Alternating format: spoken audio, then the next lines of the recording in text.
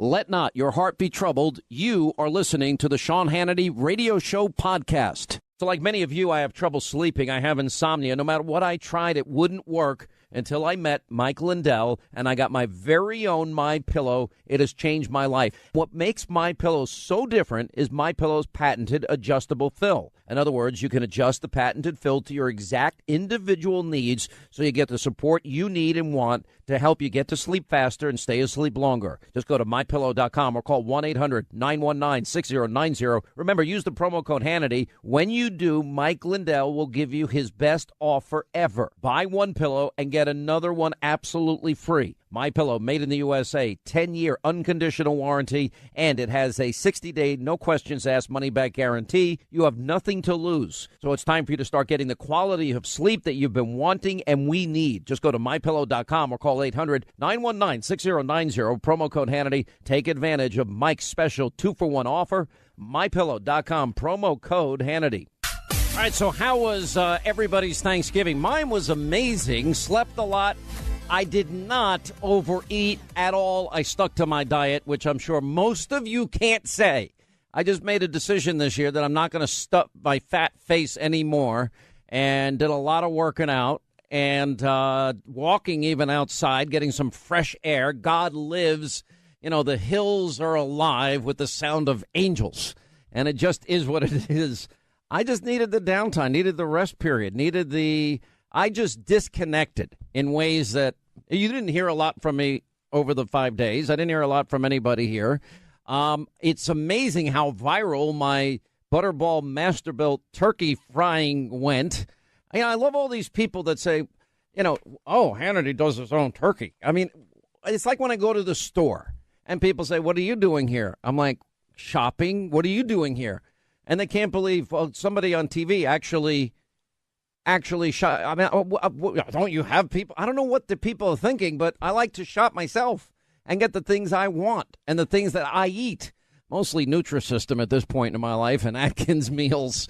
But my turkey came out amazing. We put it up on Twitter, and people just absolutely loved it. We're going to spend a lot of time. I could not believe the L.A. Times piece on Mueller and Mueller's failures and Mueller's history and his relationship with Weissman. Look, we've talked a lot about Weissman. I mean, here's a guy that was overturned 9-0. He went after Arthur Andersen, the accounting firm. He went after Enron. He went after Merrill Lynch and uses the most unsavory, literally unethical conduct, in my opinion. Greg Jarrett will weigh in on that. Sidney Powell wrote a book about this. This is a frightening thing when the powers of prosecutors are abused, and it goes into and dovetails into what I think and what Alan Dershowitz said, which is that, with Paul Manafort's indictment that had nothing to do with Trump-Russia, the whole thing is to say, Paul, you want to get out of jail free card? We'll give you one. Just tell us what we want to hear. And then they try to flip individuals and say, well, otherwise you're going to spend the rest of your life in jail. Hope you like bologna sandwiches. Not a promising prospect for anybody. And then I'm sure the same thing we saw happen over the holiday, judging by Mueller's staffing choices. They don't seem very interested in real justice. And then, of course, watching what happened with General Flynn, how much you want to bet that General Flynn is signing a proffer and they're trying to get him to flip so he can save his son, who's been implicated in all this, from jail. It's the tactics are an abuse of power at a very high degree. And it's what I've been saying from the get-go. The reason that Mueller picked Weissman, Andrew Weissman, is extremely telling. I mean, he got overturned by the Fifth Circuit Court of Appeals in the Merrill Lynch case, and yet he put those people in jail for a year, people that were innocent. Nearly 100,000 jobs were lost for no reason with Andersen Accounting. And in the Supreme Court decision, they said it was without merit, the prosecution. A 9-0 decision.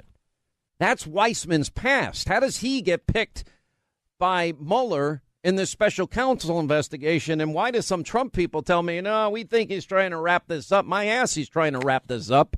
He wants to wrap it up, by putting handcuffs on Donald Trump if he can. And it's just such an abuse, just like surveillance, unmasking, and all these other techniques. But I digress. That's all coming up later in the program today. I want to talk about how important the next 3.5 weeks are in terms of Washington. And I want to talk about it through the prism of, this president, nobody in the media will tell you, has a great list of accomplishments. We have over 300 specific accomplishments. And I'm going to roll through it on TV tonight. If you want the complete updated list, we'll have it for you, 9 Eastern on Hannity on the Fox News Channel. Reuters has a story out that just broke. Sales of U.S. single-family homes rose in October.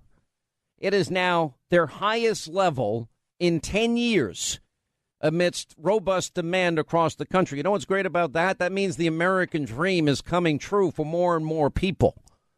This is the forgotten men and women that I have been talking about and that Congress ought to be thinking about. Seems like we've got the biggest test now in the U.S. Senate. And the test, I think, is going to be a showdown. What's going to prevail in the minds of Lisa Murkowski and Susan Collins and Jeff Flake and Bob Corker and John McCain, their hatred for the president or their love of the forgotten men and women of this country? Because on his own, the president has achieved a lot, a real lot. And if you look at the information, it's pretty staggering. So we got a 10-year high of home sales. Oh, yeah, maybe we'll forget the bell. I'll do that on TV tonight. But you look at the unemployment rate is now at the lowest it's been in 17 years. 1 million new jobs created. The Dow Jones Industrial, that's not my biggest measure because for most people, the Dow Jones is meaningless. A lot of people don't benefit from an increase in the Dow Jones. I've never been a fan of the stock market. That's my own personal preference, but you make your own financing decisions and long-term decisions because you know what? To me, it's a little bit of gambling. And when the next adjustment comes, you're going to see 40% of your wealth on paper wiped away. And that's not a fun feeling. I've had it happen. So I'm not a big believer in it. Anyway, but it's up significantly, and it's up, 29% since Election Day of last year. Election Day 2016, it was at 18,000. Now it's at 23, almost 24,000. So that's a serious, significant increase. And since November 8th, it's gained 22%. It's added about $5.6 trillion to the economy. I mean, that's serious money. Now, the good part is, as people cash out and take their profits with them, that means that's good for those people that have been left behind because that means, they're gonna buy things, whatever it happens to be. They're going to go to restaurants. They're going to buy coats and furs and, take vacations, and all of that keeps the rest of the economy going. The median existing home price for all housing types in October was up 8.7%. That's people's biggest investment. That's huge. Median existing home price is up 5.5% in October alone. That's a huge number. Consumer confidence is now up 13% since Trump took office, a 17-year high. Food stamp usage is now at a 7-year low in this country. And, you just go through all the different economic measures, and they're pretty amazing. Here's the challenge. So far, the House this year has passed about 300 bills, the House of Representatives. The Senate hasn't even taken them up. Good bills, sanctuary cities. What's his name? Kate's Law. They passed the health care bill. They passed this tax cut bill. Now, none of these things are perfect or the way I want them, but at least they're getting the job done. And the Senate has done nothing. And all we've heard from Mitch McConnell and company is, it's a 2-year period. Well, the people can't wait 2 years that are suffering. The idea is to get them immediate relief, which, to the president's credit, he's already done. On his own, this president kept his promise to put an originalist on the Supreme Court. The stock market's at an all-time high. Consumer confidence, 17-year high. 1 million jobs have been created. Mortgage applications now for new homes has risen to a 7-year high. Unemployment, I got it wrong. It's at a 16-year low in this country in just the last year. Then he did all these things, ending burdensome regulation. and has moved the country closer and closer towards energy independence. Energy is going to result in millions of high-paying career jobs for Americans. If we'd only stick to it forever, we would never need to import a single penny of oil from any country that hates us. He signed the Promoting Women in Entrepreneurship Act. He signed the gutted all these Obama regulations. And let me tell you, that is a huge win for businesses because they're spending millions and hiring fewer people because of all these regulations and fines that they're paying for ridiculous things. He ended the war on coal. He weakened Dodd-Frank. He's promoting buying and hiring American. I've always believed that my whole life. If you can buy American and keep an American in a job, then do it. You know, he's investment from major businesses, Foxconn, Toyota, Carrier, Ford. All these companies stayed because he's putting pressure on them to stay single-handedly. Illegal immigration is down 70%. He hasn't even built the border wall yet. You got the bids now. He's still fulfilling that promise for the border wall underway. You know, the president, as best he can, has fought back against sanctuary cities. He's created Victims of Immigration Crime Engagement Office. He's changed the rules of engagement against ISIS, and now we're winning. Oh, interesting concept. Let the generals, let the military do their job. You know, he worked hard to reduce the F-35 cost. He said, whoa, you guys are charging too much. And he got a more reasonable price through just negotiating, which we'd never done before. You know, he led the sanctions in Iran over their missile program. He responded to Syria's use of chemical weapons. If you were watching 60 Minutes last night, and, you know, you got Assad now bombing 450 attacks against hospitals in Aleppo and other places. Unbelievable. Then you got these doctors all risking their lives, those that didn't flee. He introduced the tax reform plan. He's renegotiating NAFTA. He got out of the TTP, Trans-Pacific Partnership. He removed the United States from the Paris Accords, thank God. He chartered a task force to reduce crime. The DOJ's done a great job at targeting MS-13. He's got executive orders promoting energy independence. That is massive. That one executive order alone is going to mean over time millions of jobs for Americans and lower fuel prices, the lifeblood of our economy. He signed an executive order to protect police officers and another order to target drug cartels. He signed the order for religious freedom. Education, he's now sending back to the states any way he can. He's in the process now of fixing the Department of Veterans Affairs, which has been an absolute disgusting mess. You got finally part of the Supreme Court upheld part of his travel ban executive order. He's authorized the construction of the Keystone Pipeline. He's created a commission on election fraud and a commission on opioid addiction. He's combating human trafficking, rolled back Obama's weak Cuba policy. Food stamp use is the lowest in 7 years. The White House payroll has been reduced significantly. He's donating his presidential salary, and he signed 54 pieces of legislation. I have 300 examples of those.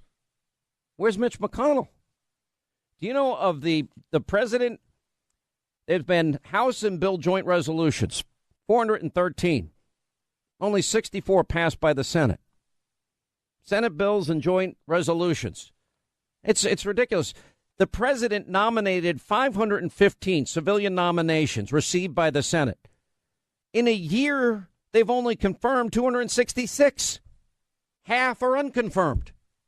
And McConnell's lecturing us that our expectations are too high. Excessive expectations about how quickly things happen. Yeah, how about the democratic process? This is it. This 3.5 weeks will decide if Mitch McConnell, Jeff Flake, Bob Corker, John McCain, Susan Collins, Lisa Murkowski, if they're going to literally cause, because they will be responsible, a Republican beatdown in November of 2018. It's in their hands the next 3.5 weeks, really, because they wait till after Christmas. I don't think anyone's going to have any patience for it. Hey, there are only two words you need to remember while making your list and checking it twice this holiday season. Tommy John, the revolutionary men's underwear brand, they have redefined comfort for men everywhere, including me. Now, all Tommy John underwear is crafted with lightweight, breathable fabrics that move with you, never against you. Now, they're constantly thinking of new ways to help guys feel more comfortable, like their patented undershirts. They stay tucked in. They pull all the perspiration right off your body. The same with their socks. They're made with proprietary stay-up technology and a whole lot more. With over 500,000 men upgraded to a more comfortable life, there's only one Tommy John. Give the gift of life-changing comfort for the holidays to you or someone you love at TommyJohn.com/Hannity. And right now, you'll get an exclusive gift with your purchase of $150 or more. Plus, you get 20% off your first purchase. That's a free gift plus 20% off. It's at TommyJohn.com/Hannity. That's TommyJohn.com/Hannity. Terms and conditions apply. See site for details. All right, we have some sound coming in. The president talking about, there will be changes to the Senate bill. Rand Paul has announced he will be voting for the tax reform bill. That's a big win for the prep. But Rand Paul has always been fighting for all of these things. And he's always right in saying the GOP never goes far enough. But I'll take 50% at this point is better than nothing. This is a defining moment. If they can't get this done in the next 3.5 weeks, they are putting every Republican, even the ones in the House. The House is, for better or for worse, the House has done their job in this sense. And the Freedom Caucus has played an instrumental role in all of this, working with the leadership, the Tuesday group, the Saturday night drinking group, the blah, blah, blah group. But they did get health care across the line. They got rid of the mandate, had a lot of good things in it. And it was a good start. The Senate couldn't do it. They couldn't even do a simple repeal. That was Rand Paul's vote. Rand Paul was right to demand and call for that vote. And then we learned 100 House Republicans, and in the case of the Senate, seven senators, Republican senators, who voted in 2015 for just a clean repeal, wouldn't do it this time. Now the question is, what is Corker going to do? What is Flake going to do? What is Ben Sass going to do? What is Lisa Murkowski and Susan Collins and John McCain going to do? Because believe it or not, the future of the entire Republican Party in terms of 2018, if they want to hold off the public's anger, because this will be nothing but great news for the economy. Now, they have abandoned Reagan's supply side across the board tax cuts because they don't want to be labeled as tax cuts for the rich. But what they're doing with repatriation, energy, the president acting alone on regulation, corporate tax cuts, middle class tax cuts, is only going to be great for the economy. I wish they just go a big step further. But that part, they're afraid. Anyway, the president weighed in on it. We'll play it next. I think the tax bill is going very well. We had a meeting on it today. It's going to be a tremendous tax cut, the biggest in the history of our country. You'll have to pay a lot less tax. That's okay. But we're going to have a tremendous, I think we're going to have great receptivity. We've had great spirit. And I will tell you, the Republican senators were up. If we win, we'll get some Democratic senators joining us. If we don't win, they won't be joining us. You understand that. But if we win, I think we'll probably have a bipartisan bill, meaning a number of people are going to come over. But I'm not so interested in that. We're really interested just in getting it passed. Again, it will be the biggest tax reduction in the history of our country. It'll bring jobs. It'll bring a lot of income coming into the country, buying product, et cetera. And I think it's doing very well. It's going to mostly benefit people looking for jobs more than anything else because we're giving great incentives. And we're going to be bringing back into this country probably in excess of $4 trillion. $4 trillion. That's outside of the country that right now, because of our tax laws, can't come back in. And we will be bringing back at least, I think the number will be substantially higher, but at least $4 trillion, which will immediately be put to work in this country. So I think the tax bill is doing very well, and I think the Republicans are going to be very proud of it. Thank you. All right, we can only hope so. 24 now till the top of the hour. That was the president moments ago. This is so fundamental. What have I been saying about Republicans? They've lost any sense of identity. Go back in the Obama years and remember those of us that were conservative And we'd say the same thing. We'd be like, you have the constitutional power, the enumerated power of the purse. In other words, they could have taken a tough stand, and they could have defunded Obamacare. And there were a few. Ted Cruz led the way in the Senate at that particular moment in time.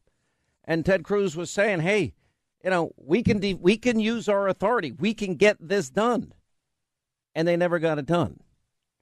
And this is what's so frustrating to people like me as a conservative. I'm saying, wow, how do you not use your enumerated powers? But there was a fear, a genuine fear among Republicans that they would be blamed if, in fact, something happened and they, in other words, that they'd be blamed for the government shutdown. And that was a weapon that Obama used on them. Now, they were out of power. They didn't want to, they just didn't want to ever use it. The same thing that is really happening. The tax bill is not perfect either. But are the president's right about repatriation? $4 trillion is a lot of stimulant to the economy. And it should be ongoing. We should be a tax haven for every corporation. Well, Hannity, you're sticking up for big corporations. Well, what is a corporation? A corporation produces goods and services that people want, need, and desire. And if people want, need, and desire them, although they're going to spend money to get those services, get those goods. So I don't like the pejorative because it's really an attack on capitalism itself by the left. And, well, they're out for profits. Well, okay, what's wrong with a profit? They sell something to you that you want. They sell a service you need, that you desire. You're willing to pay for it. And, wow, the people that produce whatever goods they are or provide the services, whatever they happen to be, well, those are people that then have jobs. Those are people that can be successful. And it's just good overall. Well, $4 trillion is a lot. That is a real lot. So Rand Paul has now said that he has confirmed that he will be voting yes on the GOP tax plan when the Senate votes on it later this week. That's a big win for the president. And as I've been saying, he's going to vote yes, even though the tax overhaul, as he says, isn't perfect, and he'd like to see a larger cut. I agree with him wholeheartedly. He's 100% right. But if we don't get something done, then we're never going to stimulate the economy. We've gotten a lot done just by the president acting on his own. I was talking to one of probably the most successful business people in the country over the weekend. I just happened to talk to him on other matters. And he's a fan of the president. And he's like, it's so frustrating to me. And I don't remember the president. I think he was involved in the Time Magazine thing. By the way, I call BS on Time Magazine. Time Magazine, I guarantee you, did call the White House. They did ask for an interview. They did imply he was being considered for Man of the Year. But they wouldn't promise it to him. And he said, well, I don't care. If I'm not getting it, why should I give you a photo shoot? And why should I give you an interview? Which is typical Trump. And I think it's hilarious. But Republicans can't stand it.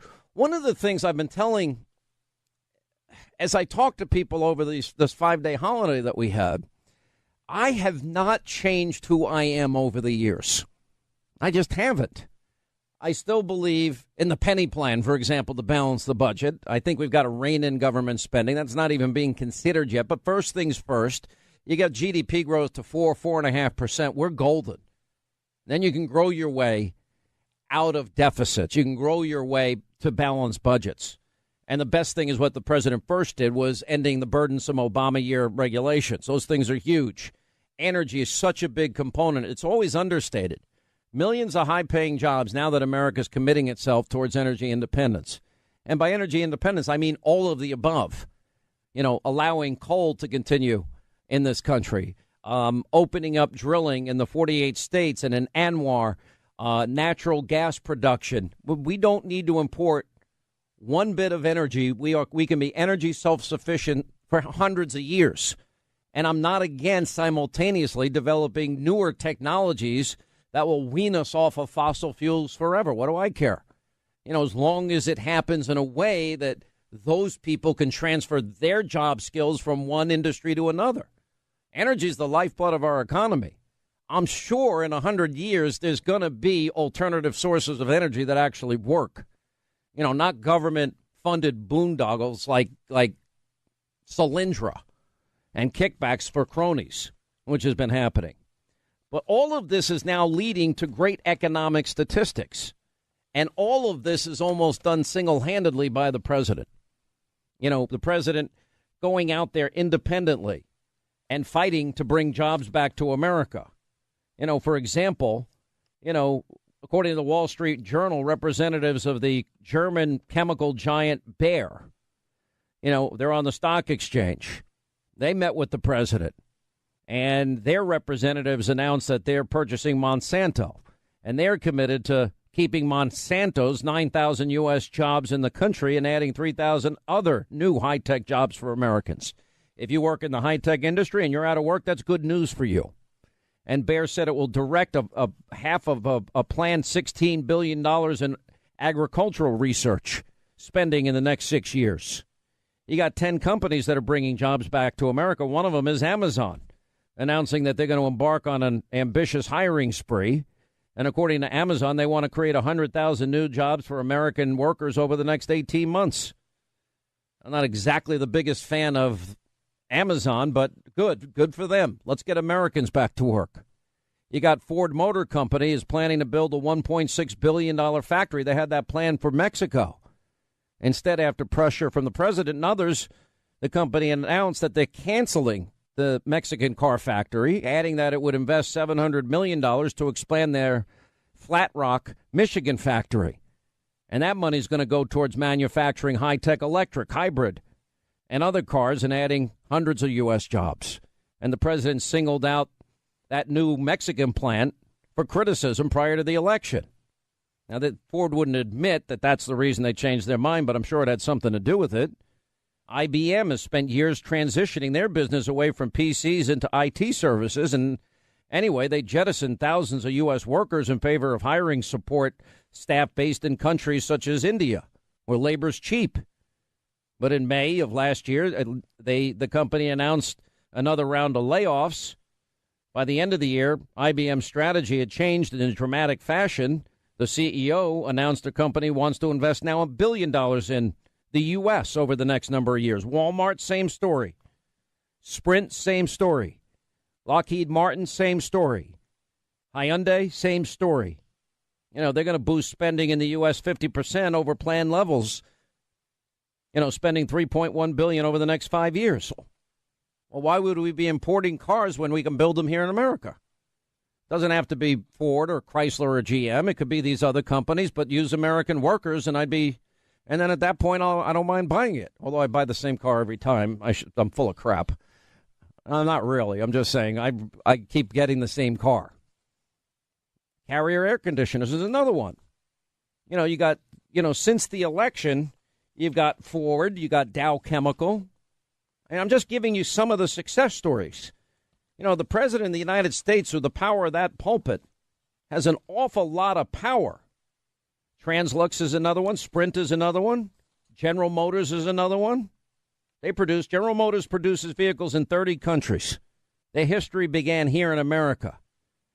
Just after Trump won the election, the company issued a congratulatory press release affirming their commitment to support the U.S. manufacturing business. The following day, GM announced a $900 million investment to upgrade facilities in Ohio and Michigan and Indiana for future product programs. I always buy a GM. My next air conditioner is going to be Carrier because of their commitment now to bring those jobs. You know, they were going to move 1,400 jobs out of Annapolis to Mexico. I'm sure at some point in the next year or two, some air conditioner somewhere is going to break. I'm going to buy a Carrier air conditioner. And any of these companies, I'll go out of my way to buy their products, as long as it's going to help American workers. You know, the president's not getting a whole lot of help from the U.S. Senate, and that's the problem. Half of his appointments haven't been even considered. Civilian appointments, they have to be confirmed by the Senate. They've only confirmed half of them. 50% have not even been brought up yet. And we get lectures from Mitch McConnell. It's pathetic. That's why, I'm skeptical whether or not we're going to get this done in terms of this tax reform bill. And guys like Rand Paul, if Rand Paul under normal conditions probably would have fought a lot harder. And the reason he's doing it is because he's trying to move the ball up the field and get a first down and maybe even get a field goal at least. The House has been busy. House passed 300 bills in the last year that the Senate hasn't even begun taking up. There's no excuse for that in the United States Senate. I know it's the more deliberative body. It doesn't mean crap to me. I got 300 specific Donald Trump accomplishments on his own. Wait do you see what we have planned for tonight on Hannity, on the Fox News Channel. And now all eyes are on the U.S. Senate, on Mitch McConnell. All eyes are on John McCain. John McCain and Bob Corker, Ben Sass, the ass, and Jeff Flake, the snowflake. Now, these guys, well, they're leaving. In the case of Corker and in the case of Flake, do they care at all what happens to their colleagues next November? Because they've got to know that there's a lot riding on them getting this done.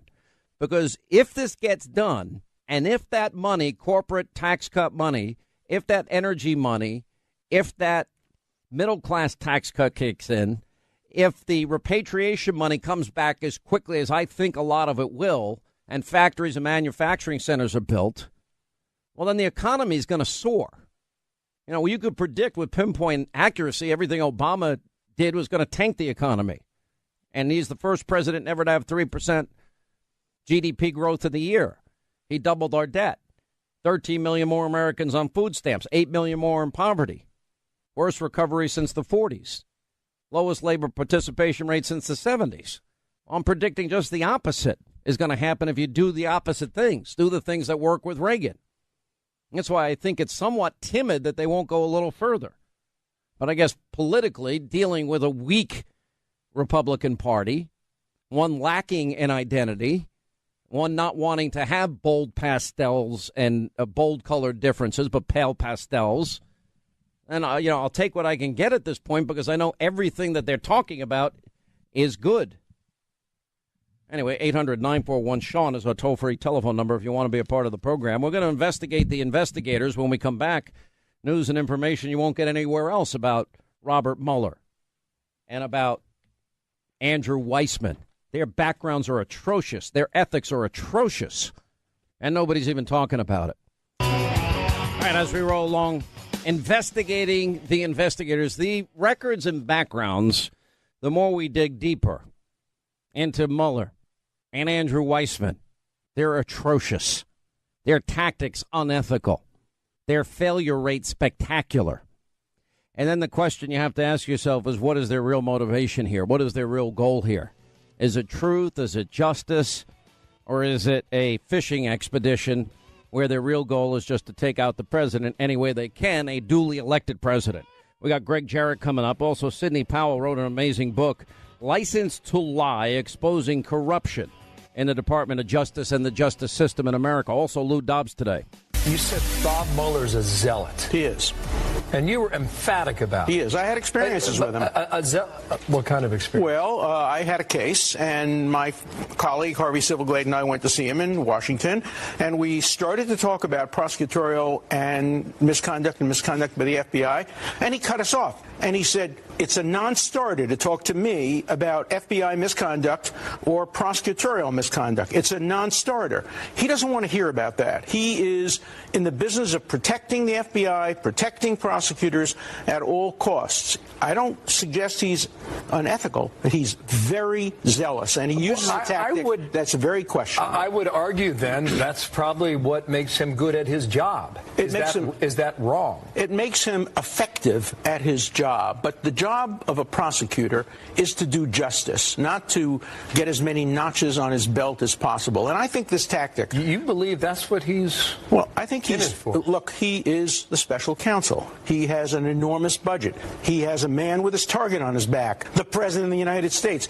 He's not going to be satisfied until he gets to the president or people very close to him. That's the danger of a special prosecutor. Manafort knows where the bodies are buried. He was an intimate.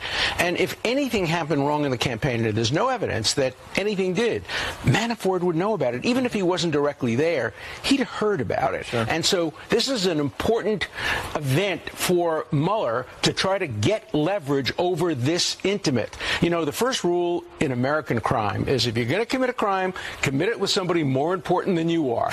So you can turn them in. They can't turn you in. Right. And that's what's going to happen. Now, you know, there may be a deal in the works. He may be trying to make a deal with the prosecution. He may be dangling the information so that he wants Trump to pardon him. I don't think Trump's going to pardon him. I think politically that would be. He could, of course. Politically, that would be difficult. Legally, constitutionally, there'd be no problem in doing it. But Manafort now is the first domino. And what Mueller wants to do is see him as the first domino, the second domino, the third domino, ultimately trying to get to the big domino, that is President Trump. All right, believe it or not, that was Alan Dershowitz, our Hour 2 Sean Hannity show.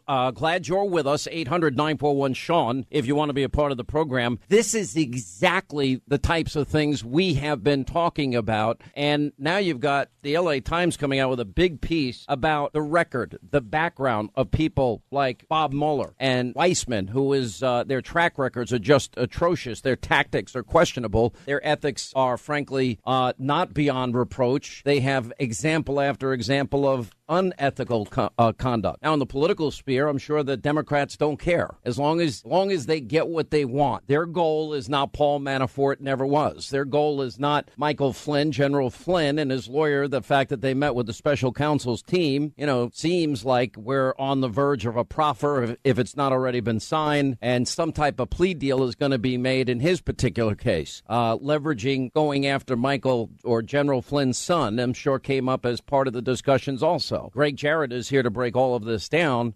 Let's start with Dershowitz's comments because, look, Alan Dershowitz has been dead on accurate from the get-go. These tactics that he's describing are used every day. They are by overzealous prosecutors who are so unprincipled they would do anything, including suborning perjury, in order to obtain a conviction in their one-loss column. And that's what I worry about here. I suspect that Flynn has nothing to say about so-called collusion between the Trump administration or Donald Trump himself and the Russians. But that may not matter if he's willing to, at the behest and under pressure of the special counsel, Robert Mueller, to lie. And, you know, we have seen it time and time again in which, you know, under threat of prosecuting your own son or threat of putting you behind bars, you succumb to the pressure of exaggerating or of outright lying about events.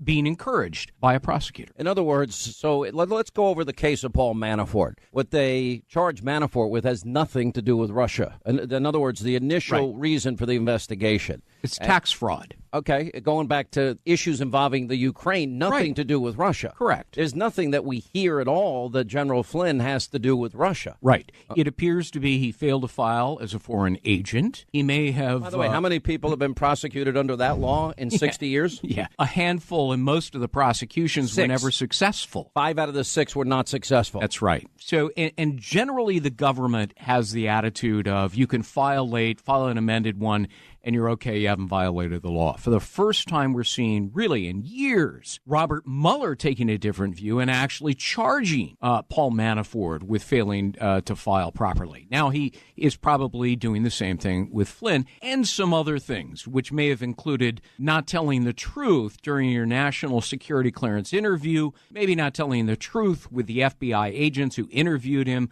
about his conversations with the Russian ambassador. But those have nothing whatsoever to do with collusion. Let's talk about the lead prosecutor on the case as it relates to Manafort, this guy Weissman. What is his background? He has the great distinction of having, in the Enron case, the Anderson accounting case, millions or tens of thousands of people lost their job, rather. and more importantly, a Supreme Court that ruled 9-0 against him. That doesn't happen very often. No, and as a consequence, Andrew Weissman was forced to resign in disgrace. So why would Mueller then choose somebody like that with that background? Because he is a zealous prosecutor who, in my opinion, is overzealous and unprincipled. He ruined people's lives. Think about what he did in the Arthur Anderson case. He put tens of thousands of people out of work for nothing. The Supreme Court said it was a case without merit, 9-0. Then he went on, Weissman, and he ruined the lives of people at Merrill Lynch in the Enron case, putting them behind bars, only to have that overturned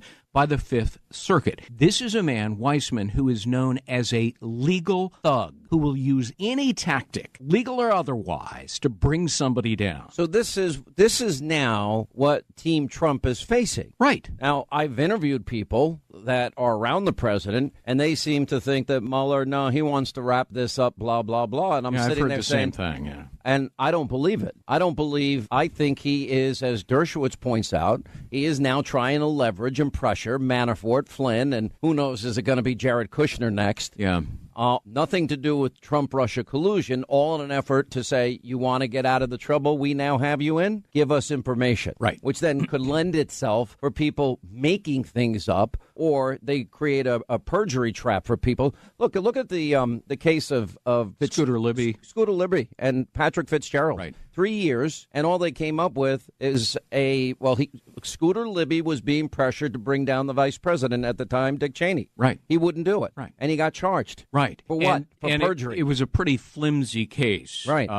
But, this is what happens when you appoint a special counsel. They generally never solve the issue that was underlying their appointment. Instead, they go after collateral matters. And, in the end, they accomplish very little. Okay, in the end, what did they get Scooter Libby for? Lying? Yeah. Perjury trap? Right. If you don't remember everything perfectly and you're answering questions, you get caught up, and it's a seemingly contradictive way, which might be innocent. And it had nothing doesn't whatsoever matter to do with who leaked the name of Valerie Plame. Well, but that was the cause of the original special counsel appointment. But we know Patrick Fitzgerald knew on day one. Right. It was Richard Armitage who did it. Everybody wants a special counsel until you get one and you see the results and the money spent for very little. Let me read from the L.A. Times. Mueller's record shows a man of fallible judgment who can be slow to alter his chosen course. At times, he has intimidated or provoked resentment among subordinates, and his tendencies, yet linear approach to evaluating evidence led him to fumble the biggest terrorism investigation since 9/11. Now, as the lead sprawling investigation aimed at the White House, Mueller's prosecutorial discretion looms over the Trump presidency. On what terms would Mueller offer immunity from prosecution to investigate targets? How broadly will he interpret his mandate to probe not only the 2016 campaign,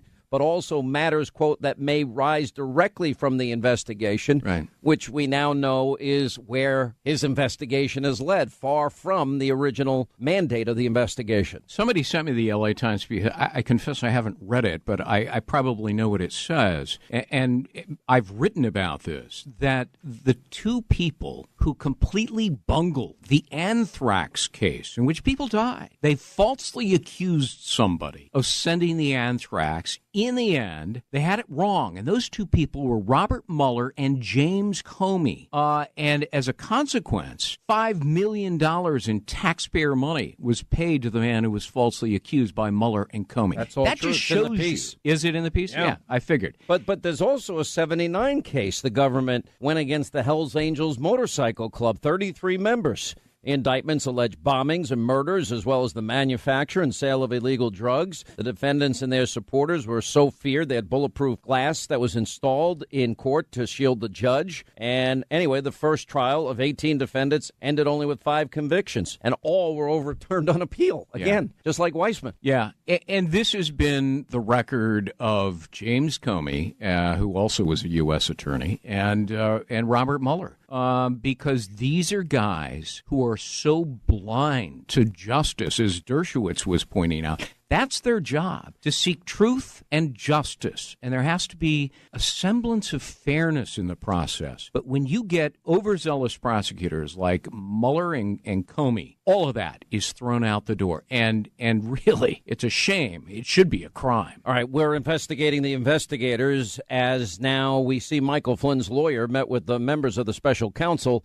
All appearances show that a deal is in the works, if not signed already. All right, as we continue, we're investigating the investigators, the special counsel, and Robert Mueller and his team involving Andrew Weissman. But this history of should it be a crime to offer deals? In other words, if the mandate is to investigate Trump-Russia collusion and they can't find it after a year's worth of investigation, and then they find incidental issues that they think they can charge people with crimes with, and then they start negotiating, tell us A, B, or C, and those crimes won't be prosecuted, or we'll cut you a great deal. We'll save you from going to prison. We'll save your son from going to prison. There's something, the fact that you can bargain away this crime to get that crime, right, on its face seems unethical, but this is the way the system works every day. It is, and as a defense attorney for several years, and I saw this unfolding with my clients and with other people, I always felt like it was fundamentally wrong. And as it applies to the special counsel, Rod Rosenstein, as the deputy attorney general who appointed Mueller as special counsel, wrote in his order of appointment such a broad spectrum of potential crimes that it really violates the special counsel statute itself, which says it must specifically state the crimes for which you are investigating. But nobody wants to take these guys on because they don't want to piss them off, and they don't want to piss them off because of the power, right, and the broad powers that they have to go out there and indict ham sandwiches, which in reality is truth. Right. You can indict a ham sandwich. Most people don't know the grand jury process. Explain it.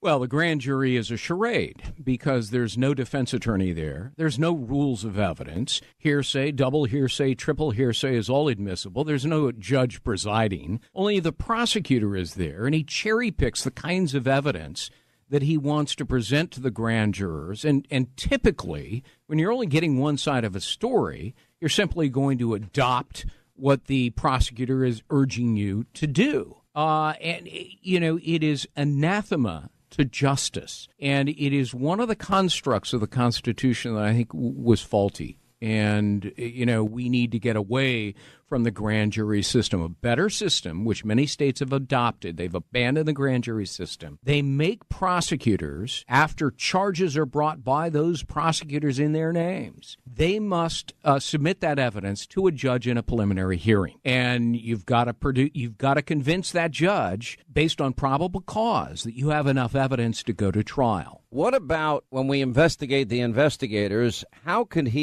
Mueller himself, have been the FBI director when in 2009 the FBI had an informant that discovered a network that was set up by Vladimir Putin where bribery and kickbacks and extortion and money laundering was happening, and they knew all about it and covered it up?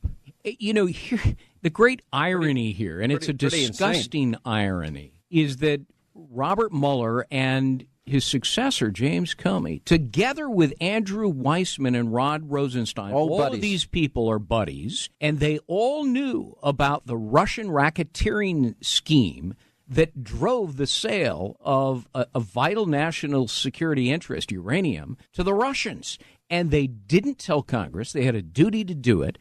We don't know if they told CFIUS, but CFIUS approved the deal unanimously with Hillary Clinton presiding. And these guys are now investigating Russia and Trump? Seems like they ought to be investigated. They absolutely should be. And in fact, I hope that Congress, which is irate about this Uranium One deal, having now learned about it, puts Robert Mueller and Rosenstein and James Comey and Andrew Weissman in front of microphones and cameras under oath to answer for why they covered this up. Unbelievable. Real Russian collusion. What are they going to do about the dossier, too? But we've got to let it go from here. We'll see you tonight on TV. We'll have a lot more on this. We have Lou Dobbs is going to stop by. And speaking of abuse of power, Sidney Powell, federal appellate attorney, former federal prosecutor, author of License to Lie, Exposing Corruption in the Department of Justice, is going to continue on this very topic. You don't want to miss it. That's coming up next here on the Sean Hannity Show. Why the silence when there have been these allegations, serious ones, about President Clinton? Well, I'd like to say that I think that the women of America are speaking out about what they think about this whole situation. And the women of America are just like other Americans in that they value fairness, they value privacy, and do not want to see a person with uncontrolled power, uncontrolled time, unlimited money investigating the President of the United States. Why do you think the reaction was different by women on Bill Clinton? And I say that because it does seem as if, frankly, when you watch some of the reactions by the president in defending Roy Moore, or at least overlooking the allegations against Roy Moore, that were you putting politics ahead of your personal disgust? No, but we're talking about a child molester. We're talking about a child molester. But President Clinton was accused of being a sexual predator. Well, and of even rape at one point by one. Why don't we talk instead about how we go forward? Nobody is proud of President Clinton's behavior at the time. So define zero tolerance. You said there's now a zero tolerance. Yes. John Conyers, what does that mean for him now? Let's say in or out? We are strengthened by due process. Mm-hmm. Just because someone is accused. And was it one accusation? Is it two? I think there has to be. John Conyers is an icon in our country. He's done a great deal to protect women, Violence Against Women Act, which the right wing is now quoting me as praising him for his work on that, and he did great work on that. But the fact is, as John reviews his case, which he knows, which I don't, I believe he will do. I believe that he will. Excuse me, may I finish my sentence? Sure. That he will do the right thing. And is the right thing what? Resign? He will do the right thing in terms of what he knows about his situation, that he's entitled to due process, but women are entitled to due process as well. All right, that first cut was Nancy Pelosi defending Bill Clinton during an interview with Tim Russert. That goes back to February of 98 in the middle of the impeachment process. And then her saying about John Conyers, he's an icon, entitled to due process. Here to weigh in on this. And, of course, what is the Senate going to do with this tax reform bill, this tax cut bill, is Lou Dobbs, the host of Lou Dobbs Tonight on our sister network, the Fox Business Network, author of the best-selling book, Putin's Gambit. How are you, sir? Well, how was your holiday? It was great, Sean. How about yours? You didn't see my Twitter frying my turkey and my Butterball Masterbuilt turkey fryer? You missed it. Are you kidding me? I was bent over my own plate of excessive fare. Okay, but that's not. But you didn't fry your turkey, so you're living in the dark ages. That's all I can say. And your turkey was dry, and the only way it was moist if you drained it with gravy. You know, you got to remember, Sean. I'm a peasant. I was raised in the country. I'm from Texas. And I just like things like mashed potatoes and gravy, green beans, dressing, a lot of cranberry sauce, and turkey in any state. So you're basically like every other American in the country that was gorging last Thursday and paying for it now. You better believe it. What do you make of what?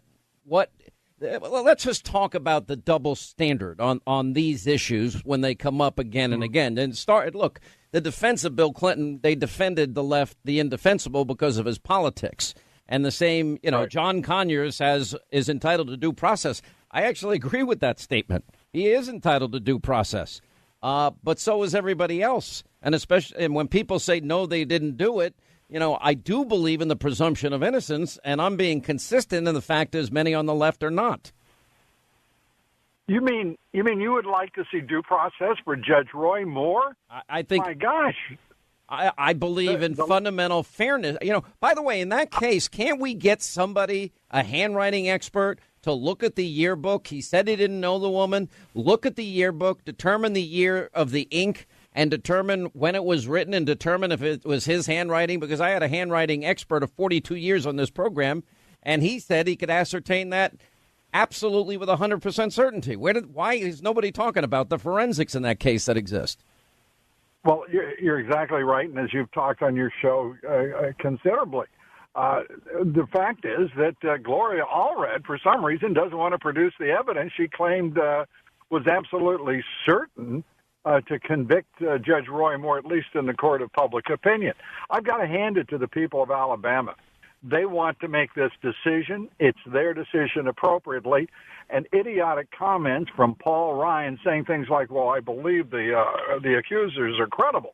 Since when did a credible accusation become the equivalent of guilty?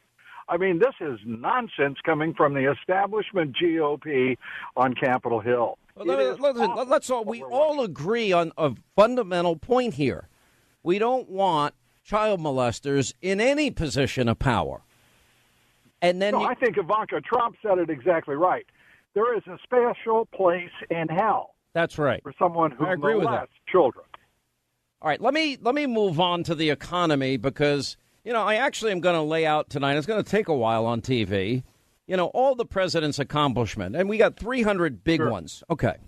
So my question is really simple. Now that the president has done all that he can do in terms of getting the economy going, he's done everything he can do in terms of ending burdensome regulation. He's done everything he can do on oil and moving towards energy independence.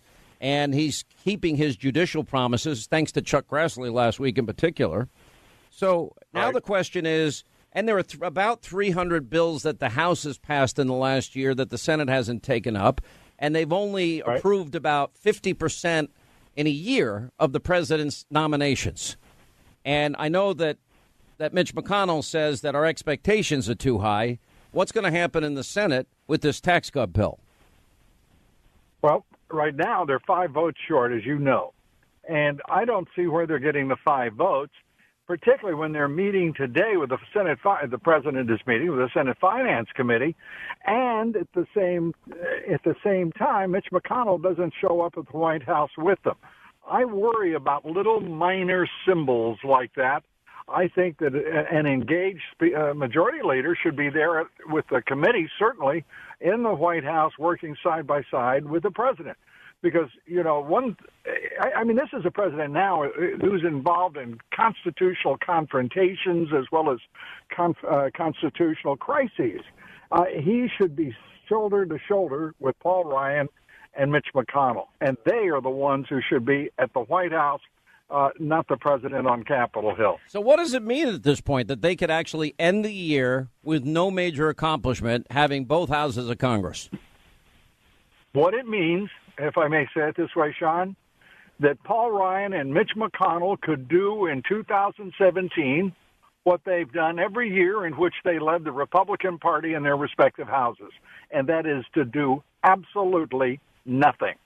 It would mean they could do this year exactly what they've done throughout their, in the case of Paul Ryan, 20-year career, and 35 years almost. Well, you got to give the House some credit. I mean, they passed the Kate Steinle bill. They passed the Sanctuary City bill.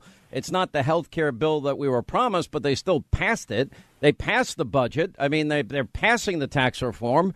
And the Senate, I can point to no accomplishments, none. Right. I do give them credit for knowing which way that legislation is going to move in the Senate. If Speaker Ryan is moving legislation based on his certainty that the Senate will do nothing, that's just covered. And I don't credit either man. You haven't seen Paul Ryan out pushing anything. He sits there in his office and with that smug grin and waves his hand over a conference that is so confused right now. It's alarming for the Republican Party. Let's talk about these five. Let's talk about these 5 senators. So you got what? Ron Johnson, Jeff Flake. Who are the other 3? Lisa Murkowski, Susan Collins, John McCain. Yeah, the usual. Oh, and Bob Corker. There's 6. Oh, yeah. I don't include Bob Corker. I just refuse to even use his name. He is such a venal, petty little man. So Flake, is going to leave, and Corker is going to leave, and they don't care what happens to their colleagues that they leave behind. This will likely set them up for a disastrous 2018. Yes, I think that's exactly right. And this fiction that somehow they've been alienated by the president. These are people who have isolated themselves from the constituencies of their respective states that they were sworn to serve. They have decided they know better than their constituents. They don't have any, the great unwashed, the American citizens of Arizona and Tennessee. They simply don't count when you've got a high-minded public servant like Corker or Flake in office. I mean, this is sickening to watch these egomaniac, narcissistic, utter mediocrities in public office. I'm just watching. At that point, what does the average Republican voter do and think now? Because, you've got this ongoing battle, the establishment versus those of us that are conservative, those of us. The funny thing is I told somebody that was interviewing me recently that the Republican Party left me. I haven't changed my views on balanced budgets. I haven't changed my view on Reagan-era style supply-side conservative economics. I like everything that the House bill does for corporations and repatriation and the middle class. And I certainly love the president lifting burdensome regulation, but it could be that much bigger if they followed Reagan's lead with an across-the-board tax cut. Reagan dropped the top marginal rates from 70 to 28%. It seems to me the fear among Republicans is they don't want to be labeled as people that cut taxes for the rich. And meanwhile, it's the economy that would boom afterwards if only they would, only if they would follow these principles. But they're too afraid of their own shadow. Yeah, I think you're exactly right, and I also believe that there's great mistaken thinking going on in the Republican Party if they think the American people in 2018, when they go to the polls, don't notice that the Republican elites gave a 40% tax cut to corporate America and gave the middle class, maybe a couple of grand per family. This is not going to be pretty to watch, Sean. Either they get their heads straight in that conference room if they get that far, and I'll assume that they get it through the Senate. But if they, I don't make that assumption. Although Lisa Murkowski apparently is now moving towards the yes column because of concessions they're making on drilling in Anwar and other concessions. But all right, we'll take a break. We'll come back more with Lou Dobbs on the other side of this break. All right, as we continue, Lou Dobbs is with us. Lou, of course, the host of Lou Dobbs Tonight on the Fox Business Network. Is Jeff Flake and Bob Corker going to let the rest of their party suffer, massive losses because they so hate Trump over wanting to help the American people? Yeah, it's not their party, Sean. I really don't believe it is. I think that they posed. I think they were infiltrators. I think they're worse than rhinos. They pretended as far as they could to be as much as they could. But we learned this over health care. Look, 100 House Republicans, we now know for a fact, had no intention of repealing and replacing the 60 times they voted. The same in the Senate. You had 7 senators that had no intention of repealing Obamacare because they all voted for it in 2015 when it wouldn't matter. And then when it did matter, they reversed their vote. So what you've got, infiltrators, phonies, frauds, call them whatever you want, but they're certainly making promises that they had never any intention of fulfilling. Yeah. Pretty disappointing. Yeah, they're liars, they're phonies, and they're frauds. And with whatever other words you want to add to the adjective string, but the American people are going to witness a fight that's worth having.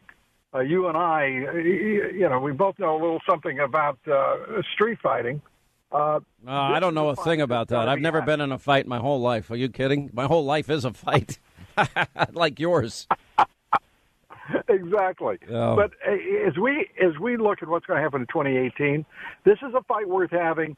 It means the Republican Party's got to find out who we are, stand up for it.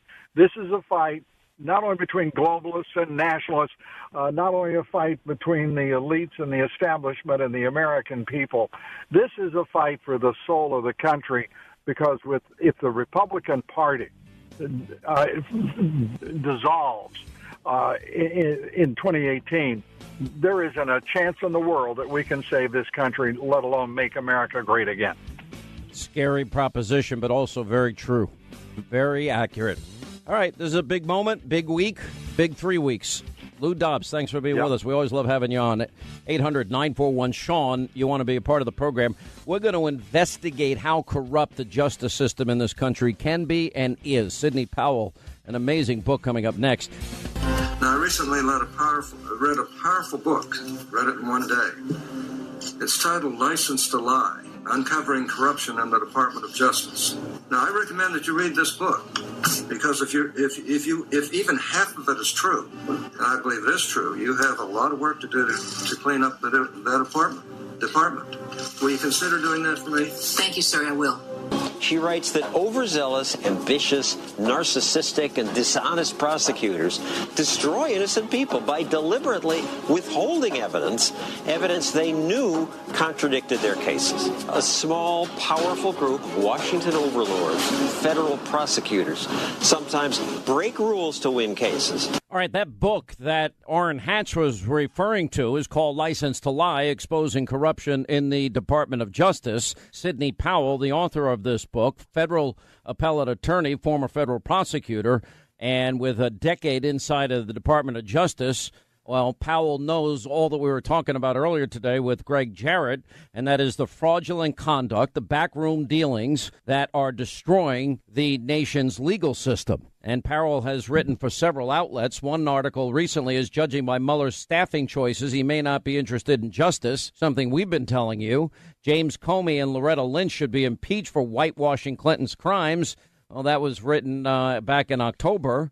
And that also makes a good point. But anyway, Sidney Powell talks about many of the tactics that are used by a corrupt system, from the IRS scandal to the Mueller task force, and a recent hire by Mueller, an attorney by the name of Weissman. He's the guy that we were talking about, has a sordid past, and tens of thousands of people lost their jobs at Arthur Andersen, and the whole Enron debacle. And Merrill Lynch was dragged into this. And the Supreme Court, this guy Weissman has been overturned numerous times, 9-0 by the Supreme Court and by an appellate court in an equally important case. And as for the prosecutor, you would want, if you were innocent, well, 4 former Merrill Lynch executives begged to differ because Weissman ran the grand jury interrogating many of the witnesses. And at least one of the defendants, he sat in the courtroom with his arm around the Houston Chronicle reporter and oversaw every aspect of the prosecution. And the prosecutors obtained convictions against the Merrill Lynch employees. And, what it turns out, that they steadfastly maintained their innocence, handled the paperwork for a transaction which had been taken through the steps of Merrill Lynch's own in-house counsel. And Weissman's team vehemently argued against allowing the defendants bail pending their appeals. Well, of course, the Fifth Circuit Court of Appeals completely exonerated all of these men. How often does this happen? Sidney Powell joins us now. How are you? I'm great, thank you. How are you? You know, it's an interesting path that I have taken to your book because I've discovered a lot of this on my own, and it's been something that's been percolating in my mind for many, many years. And, I can go back to Patrick Fitzgerald, and he knew on day one that Richard Armitage was the leaker in the Valerie Plame case. And then it goes all the way down 3 years later, and Scooter Libby, I think it was a perjury charge, and they went after him with a vengeance. That's all they got in that particular case. And in my mind, that was a perjury trap set by an overzealous prosecutor. Am I wrong? No, I think you're exactly right. This has been going on for at least 15, 16, 17 years. Well, I mean, this is what's happening. Now I'm looking at Paul Manafort has an indictment he's facing. It has nothing to do with the original mandate, which was Trump-Russia collusion at all. And I assume that Mueller and Weissman and others are trying now to squeeze him to give up something. Well, we'll get you out of jail free, give you a get out of jail free card if you say what we want you to say. And I assume the same is happening with General Flynn as we speak. Oh, I have no doubt that it is. That's one of Weissman's standard operating procedures. He will exert every measure of pressure he can find from any source, whether it involves threatening to indict members of the family or whatever it takes to put the maximum pressure on anybody he wants to sing his song. And he writes the script. He doesn't worry about what the truth is. Why would Mueller choose a guy with a sordid past like Weissman? He apparently likes those tactics. I'm sure Weissman is good at taking Mueller's orders. They've been a pair for a very long time. In fact, Mueller had a hand in picking Weissman for the Enron task force 16, 17 years ago now. And he also goes far back with Leslie Caldwell, who used to be head of the Department of Justice Criminal Division, who then brought Weissman back into DOJ recently.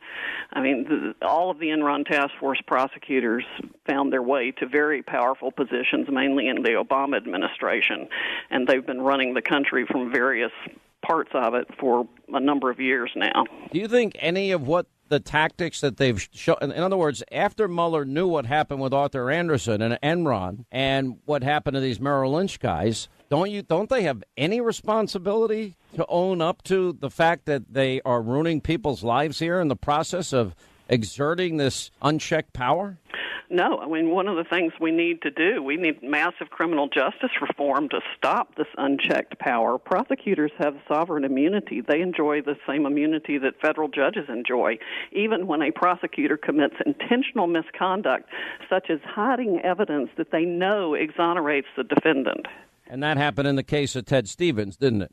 That happened in the Ted Stevens case. It happened in the case of the Merrill Lynch executives that Mr. Weissman was responsible for. These prosecutors literally yellow highlighted evidence they knew and had identified long before the trial as favorable to the defendants, and then hid it for 6 years. How can why isn't that a crime? If exculpatory evidence exists and they purposely withhold it, they're not interested in justice. Then what are they interested in? Their resumes? Are they interested in the power? What is it? It's a power trip. They're notching their belts with convictions of high-profile people. But it happens at all levels of our system. And it's even worse, I think, in our state systems than it is in our federal system. We desperately need criminal justice reform that imposes on prosecutors some measure of accountability, especially for their intentional misconduct. And it needs to happen sooner rather than later. Word got back to me that Mueller's upset that I keep asking these questions, apparently. Does that sound surprisingly? Sure he is. Well, I'm not going to stop because I actually believe in the Constitution, Sydney. Yes, and I'm not going to stop either. So my question to you is, knowing them, knowing their tactics, knowing what they've done in the past and how they've failed, how do you see what's going on now playing out? Well, there's nothing that we can trust coming out of the Mueller investigation. The indictments are going to be flawed. The prosecution is going to be corrupted from the get-go. I said that as soon as he named Weissman to his squad. Mm-hmm. And he knows exactly what Weissman's capable of. That's why he put him on there. Okay, so then the bottom line is they're not interested in Manafort, really. I mean, if that's the best they can do, they're going to go after him. If they're not really interested in General Flynn, although I suspect they're probably leveraging General Flynn's son as a means of getting him to say something that would be damning to President Trump. Isn't their real goal here, President Trump? Oh, I'm sure it is. They want to go as high as they can possibly go and make it as miserable for the president and all of his family as they possibly can. So what do you see how this is playing out? After, I would assume by now Flynn probably signed a proffer agreement, no? He might have. He might be holding fast. He might be negotiating. Anything is possible there. But, yes, with pressure on his son, it's going to be extremely difficult for him. And then so the choice will be give us something on the president, even if you have to make it up, or your son goes to jail. Yes. Isn't there something unethical about that? Well, there should be. It certainly should be. And they'll say, we want you to say this, or this, and this, or you're going to be indicted. Well, what about the cases that I referred to earlier, in the case of Anderson Accounting, Enron, or Merrill Lynch? And in those particular cases, if they spend a year in jail, what do they just do? Say, oh, never mind, it got overturned by the Fifth Circuit or it got overturned by the Supreme Court 9-0? Yep, that's exactly what happened. 85,000 people lost their jobs for absolutely nothing because the Supreme Court reversed the Arthur Anderson conviction 9-0. Mr. Weissman and his team had made up a crime, and they did the same thing. They made up a crime against the Merrill defendants. The Fifth Circuit said that what they'd been indicted for was not criminal. How is this guy not indicted? I mean, the only two prominent people in the public eye, well, three, if we Greg Jarrett is certainly up there. Alan Dershowitz, of all people, not somebody I agree with a lot politically, but he has been screaming from the mountaintops about how corrupt this is, as you have been. Yes. Well, we filed a grievance against Andrew Weissman with the New York Bar Association. At the time, he was Mr. Mueller's deputy director of the FBI. Mueller had brought him under his wing at the FBI again after his work on the Enron task force. So the Department of Justice was actually defending Weissman on the ethical grievance that could have and should have cost him his law license. Well, in the middle of the night, the New York Bar Association, after holding the grievance for several months, sent it to the Department of Justice Office of Professional Responsibility to decide it, even though the Department of Justice was defending Weissman on it. Yeah. Yeah. I'm sitting here flabbergasted, and I believe in justice, and I believe if but I also see that there's a pretty strong case with the Hillary Clinton. They lied about her for a year, but now we know that they bought and paid for Russian lies through Fusion GPS and the dossier and Christopher Steele, and they spent all this money literally paying for false Russian propaganda and disinformation to influence an election. If the mandate is for Trump-Russia collusion, why wouldn't that apply to Hillary Clinton and her campaign when she bought and paid for lies in the campaign? It certainly should, but obviously it hasn't been so far. What do you make of Jeff Sessions? Because I can't figure him out. I always liked him. Thought he was a great senator. He seems paralyzed and impotent at this point, doing nothing. I've always thought highly of him, too. I think he's a good man, and he's certainly done some very good things with the M13 gang. But there's a but coming. Yeah, there's a but coming. I just think it's extremely difficult to have an attorney general who has to be recused from handling the biggest crisis facing the country's legal system in a long, long time. You see, what I fear here is that I think if you push people far enough, and I don't know, I got to assume that General Flynn is somebody that can handle pressure. Paul Manafort can handle pressure. But when you're talking about the rest of your life being blown up, I'm not sure even if people that can handle a higher degree of pressure, if they don't break under the circumstances, knowing that the rest of their life is over. You're absolutely right. Judge Rakoff wrote an article a number of years ago about why the innocent plead guilty. I would say that 5% of our prison population is completely innocent, and some are there on guilty pleas. It happened in the Enron cases. By the time the government had lost a second trial and were going to try people a third time after a reversal or a hung jury, people cratered. They couldn't take the emotional pressure, the financial pressure, the psychological pressure. They just cratered and went ahead and pled guilty. I can think of 2 or 3 people that I know for sure did that. In other words, they know they're innocent, but it's I'll take the plea, I'll pay the fine, I'll spend the year in jail and get my life back. Right, because they've already lost 10 years of it or more through the ordeal. And a fortune in the process trying to defend themselves. Right. They're bankrupted. They're broken. Their families have been devastated. You can't imagine what happens to to children and teenagers when they wake up one morning and their parents been indicted. Or like Manafort, your home is raided and your wife is frisked in the bed.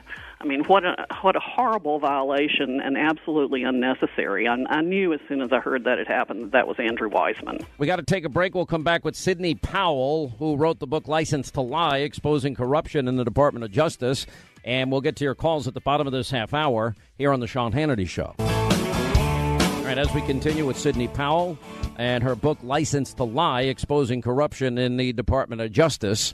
You know, one of the things that I think is most frightening in all of this is there are all these discussions and talks about, for example, the Fusion GPS phony Russian document may have been used to get a FISA warrant to spy on everybody in the Trump campaign. Exactly. Now, if that ever happened, that would not be legal evidence or legally obtained evidence, would it? No, we need to know exactly what role the Steele dossier played in getting that warrant.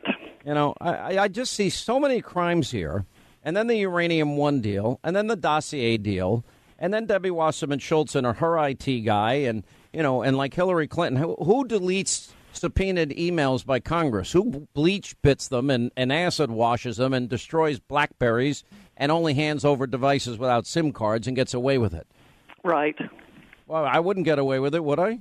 No, you would not. You'd be under the jail. I'd be under the jail, meaning dead and buried under the jail. Is that what you're saying? Well, or the fact that so many people are being literally being surveilled, we're told. And, for example, look at these two specific leaks. A president is talking to a prime minister and a president of another country, and both the transcripts are leaked. Well, isn't that a crime? Isn't that illegal surveillance and leaking? It certainly should be illegal to leak information like that. Mr. Comey's own leaks should be illegal. They were certainly a violation of executive privilege, and that alone just flabbergasted me when I heard that. Do you think they're going to be successful, the deep state, Democrats, these prosecutors, in taking out a duly elected president through unconstitutional tactics? I think they're going to make a very strong run at it, but no, I do not think that ultimately they will be successful, because I think the American people are seeing more and more every day how absolutely outrageous this whole system is. It's unbelievable. All right, well, actually, I'm out of time. I'm going to have to let you go. Sidney Powell, licensed to lie, exposing corruption in the Department of Justice. Unbelievable. When we come back, we'll hit the phones. 800-941-SEAN is our number. All right, 25 till the top of the hour. Let's get to our busy phones. 800-941-SEAN is... Wait a minute. What now? Why you want to just get right to the busy phone? Right to the busy phone. You don't want to talk about your activities on the holiday? What activity in particular? Well, there were several videos of you on Thanksgiving Day. You mean... Well, several. By the way, they went viral. Do you know that? Yeah. Because everyone was tweeting me like, oh, my God, did you see Sean? He's actually making a turkey. Yeah, by the way, this is like everybody in my family. They forget that I had a former life. And, if I do anything like paint a room, I remember painting my daughter's room, and my daughter wanted to change colors. So I paint the room, and she was supposed to help. She lasted all of about 5 minutes. And I just said, all right, go ahead. Go do your thing. Get out. And I don't leave a room until it's done. I just don't leave. You were hysterical. You're like looking at the camera. You're now I'm going to do this. No, because I go back into my contracting mode, which is get it done. I don't have time. Time is money. A handle thing scared me when you were like putting it in the hot oil and you were like trying to take that handle off. I was like, I was like so nervous. No. The Butterball Turkey Fryer by Masterbuilt is the best thing I've ever had.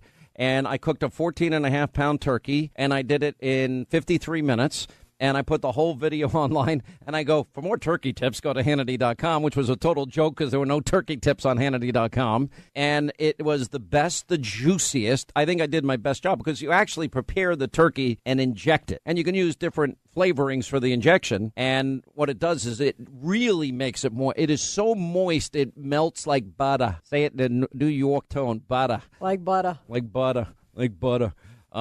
So how was your Thanksgiving? Oh, first time with sunshine, right? It was lovely. And how was, now, did you do all the cooking? I did the majority of the cooking, yes. Okay. And did anybody help? Everyone lended a hand. Everyone was so helpful. And I noticed Sunshine isn't here. Did she imbibe? Clearly, the tryptophan has not yet worn off. The who? Tryptophan. It's the additive in turkeys that makes you sleepy. Yeah. Oh, so is that true? I don't know anything about it. Yeah, that's why people always say, like, you go for round 2, like you eat at 3 o'clock or 4 o'clock, and by 7, after you've had your nap, yada, yada. Okay. Well, for the record, I stayed on my diet this whole weekend. What did you eat? And I lost weight. You did what? You didn't have any mashed potatoes? None. No sweet potatoes? Nope. No green bean casserole? Nope. Oh, God. Thanksgiving at your house stinks. No, it was all there for everyone else. I just said I'm not going to do what I do every year and did stuff you my eat your fat fried face. Turkey? Yeah, I had 2 pieces of turkey. I had 2 pieces of ham, and I consumed a couple of alcoholic beverages. All righty then. That's it. That's it. That's what I have. No vegetables. No, I hate vegetables. Why would I waste my calories on a vegetable? No. If I'm going to have it, they were nice. It's not calories, it's nutrients. Oh, okay. But I had big pieces of turkey, and so there's pictures of me cooking, frying the turkey, and there's when the turkey was done, I pulled it out and I did that video, and then I was carving the turkey. And it's just like when I said painting my room. Nobody thinks that I do anything or I ever did anything else in my life. And I'm like, I cook more meals in my house than anybody else. I'm the one that cooks. As a matter of fact, my son was home from college, and he had brought a couple of friends with him. And yesterday I created a feast breakfast for them. Of course, I didn't eat it. Bacon. Isn't that hard, though? Yeah. I mean, I picked a little bit. Bacon, but I get the thick bacon, the really thick bacon. The real stuff. The real stuff. And then I got I think it's Oscar Mayer, but it's thick slices. All right. And then I got, we had some of the ham left over from the turkey. And then not from Thanksgiving, not we the knew turkey. what you meant. Okay. Then I made them French toast. And they What time did you get up? 4:30? Oh, it took me 10 minutes. It took you 10 minutes to make a 19-course breakfast. Yeah, it took no time at all.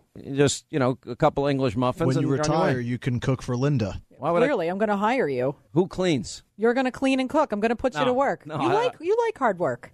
I actually you can don't talk mind. to her all day long then. Well, if you have certain relatives that I don't want to talk to, then if I have certain relatives I don't want to talk to, I'm busy right now. I'm cooking. Yeah, I'm busy. I can't talk right now. I need to focus on my recipe. I need to focus on my recipes. Jason exactly. and Ethan also hosted and cooked their own. Oh, Jason, you cooked? I just did the stuffing. My brother, my oldest brother, he's the real cook. He did the bird. I just did the stuffing. And he did it the old-fashioned way, and it was dry. And the only way to eat dry turkey is to drain it with gravy. Dear Cole, my brother's turkey dry. It was quite moist. Okay, it wasn't. If you did it the traditional way, and everyone thinks they're basting their turkey. You're not basting your turkey because the juices can't penetrate the skin of the turkey. There was no gagging because it's like water off a duck's back. Delicious and moist. So don't be insulting my bird. Okay. All right. Well, if you did it my way, and all of you knew, so you have no excuse about the Butterball turkey fryer, you would have had a better Thanksgiving, and it would have been cooked in 53 minutes. Actually, I will say, Lauren and Don actually did a little fryer. They brought over a little breast,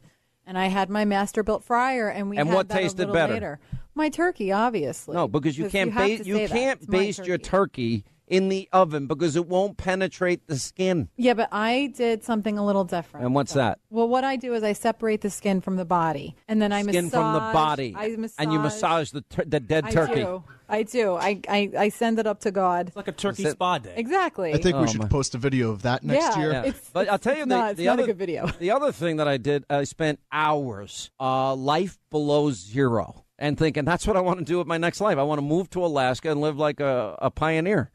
Where you have to do everything yourself. Everything. And you got to worry about grizzly bears, and you got to worry about bear attacks. So no cell phone. That's. I love that. That doesn't sound so good. I don't know. No, they have internet connection up there. They have satellite connections, sure. So you're going to sit in the woods alone with the bears and then take your phone out and go on Twitter. I've never been a hunter. I haven't shot a deer, but they were shooting deer and moose and bears, and they're getting seals, and it's not something I want to do, that part. But there's a grocery store, according to one place, 500 miles away, and just have it shipped in. You're going to continue to hire your assassin. Hire the assassin, exactly. Keep it local. Hire the turkey assassin. I don't want to take those feathers off.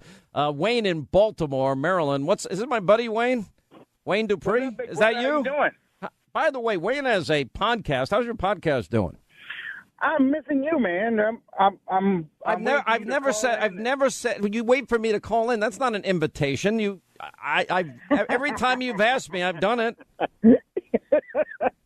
I am formally inviting my big brother to join me on my podcast in the near future in 2018. How's that? Okay, when you do a proper invite, I'll be there.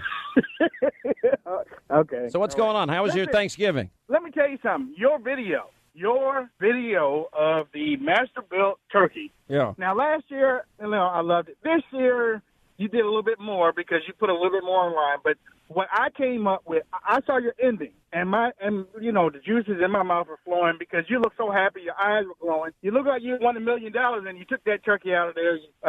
Told us how many minutes it was and how many pounds it was. So I'm basing my turkey off of you. Right. I did. All right. You used the Butterball deep fryer. I used the Butterball deep fryer. Right. And now, last year I got it. It was great. This year I got it. It was great, but I messed up just a slight bit. How do you mess up? You drop it down and you pick it up. What's so hard? Well, I cleaned it out, right? I cleaned it out, and I have the peanut oil that was sitting around it. Right. And I'm getting ready to get everything out. I already marinated. I got the butter Creole. Right. Marinated, put it on the inside. That's what I put in, the butter Creole. That's what I used. Yeah, boy. It melt like butter, baby. I bet. So what I did was, instead of put the peanut oil in the master-built fryer, I turned the heat on for... Don't ask me why I did it like that. What did you do? You burned it out? Well, you know what? Jesus was there because I quickly put my oil in before. And it probably splattered right up in your face. No, it didn't. It didn't because God was there, my friend. But no, I mean, but everything was fine. Everything turned out, and my girls, they loved it.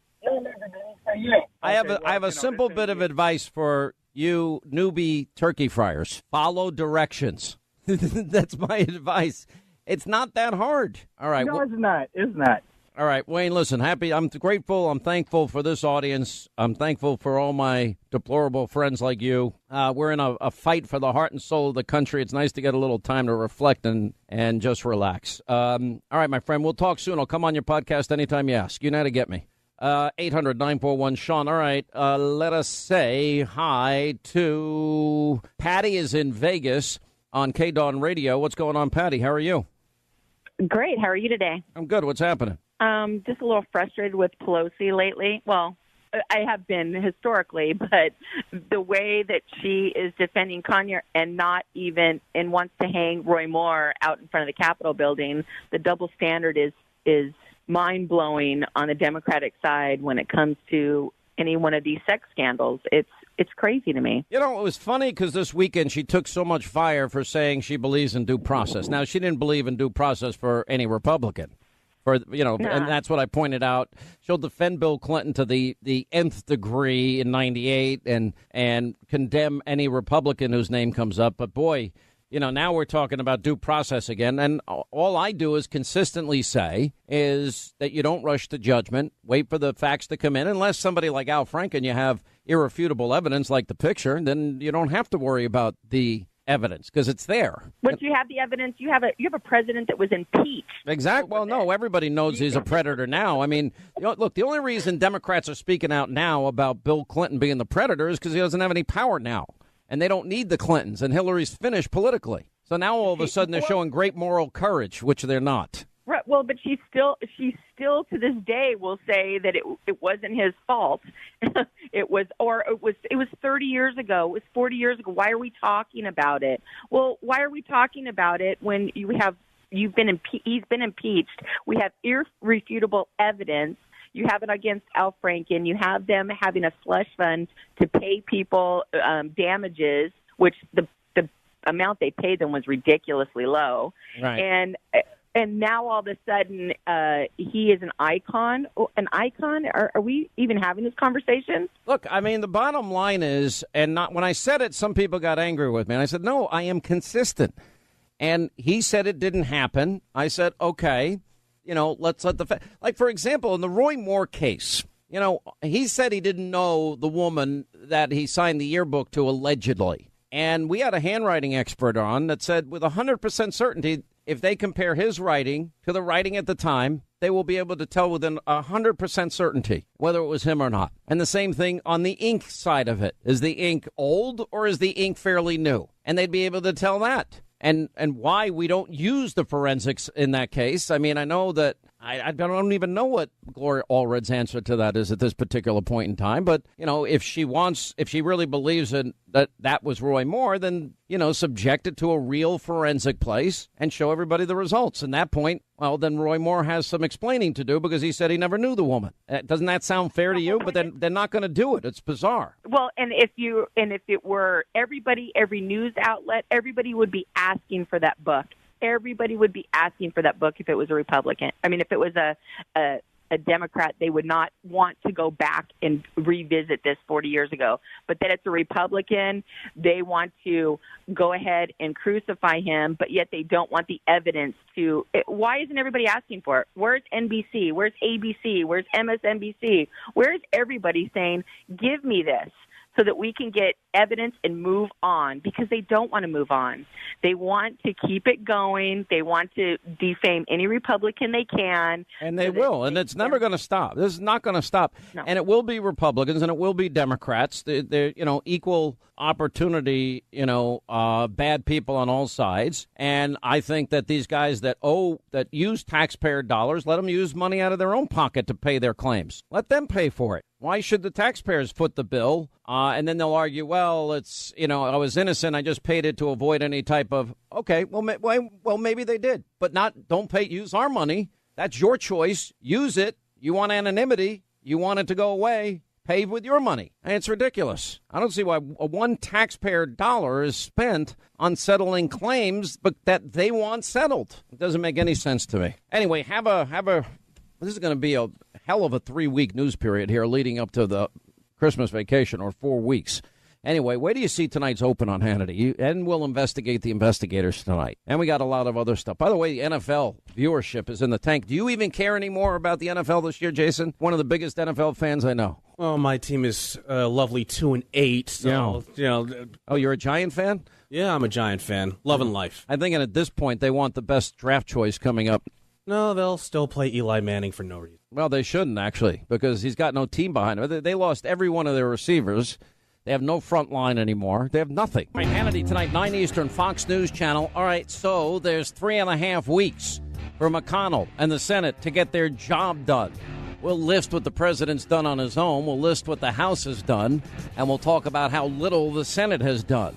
And we'll get reaction with Newt Gingrich, Sebastian Gorka. Also, we'll investigate the investigators, Andrew Weissman and Robert Mueller tonight.